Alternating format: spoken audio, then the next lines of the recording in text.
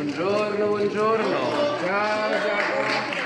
Il nuovo sindaco di Vicenza fa il suo primo ingresso ufficiale a Palazzo Trissino. Buongiorno, buongiorno.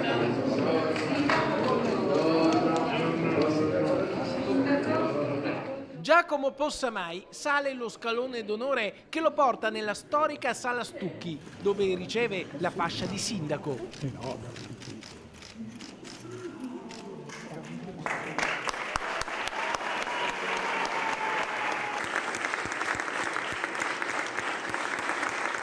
Applausi, momenti intensi per il nuovo sindaco, emozionato. Sono molto emozionato, ma d'altronde chi non sarebbe emozionato di poter fare il sindaco della propria città, e quindi insomma oggi c'è l'emozione, con emozione però incominciamo questa esperienza.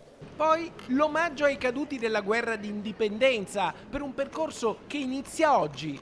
La sfida elettorale si è chiusa, le urne dicono che Vicenza è un'eccezione. Il centrosinistra nei ballottaggi perde in tutta Italia, ma Giacomo Possamai spiega così la sua vittoria in controtendenza. E uno dei motivi è che il centrosinistra a livello nazionale, i vari partiti che fanno capo a quest'area non sanno stare insieme, passano più tempo a litigare che a provare a lavorare in maniera comune.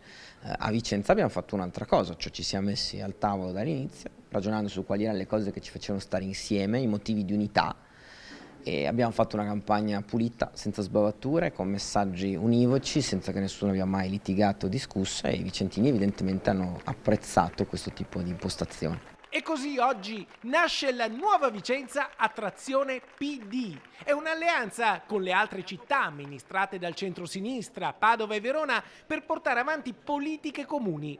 Un progetto che guarda alla successione di Luca Zaia in Regione Veneto? Dai sindaci di Padova, Vicenza e Verona può nascere una proposta alternativa che evidentemente, se riportata a livello regionale, ci renderebbe per la prima volta sostanzialmente competitivi o comunque in partita. Quindi noi possiamo dare un contributo di idee e di proposta, e lo faremo.